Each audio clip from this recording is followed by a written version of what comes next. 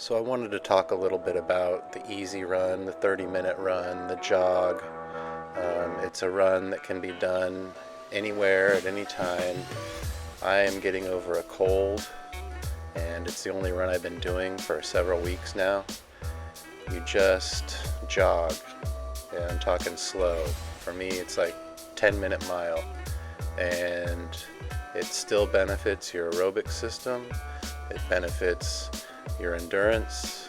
It strengthens your muscles and ligaments, and it's just a great way to maintain your fitness. I like running 3.25 miles on my short runs right now. The 5K is 3.1 miles, so if you do 3.25, then a 5K seems easier. Another thing I like on these easy runs is just to focus on your form.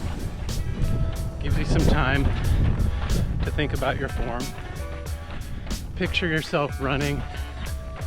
Picture a balloon pulling your chest up to the sky. Think about how you're striking the ground. Try to put a little more force into each stride.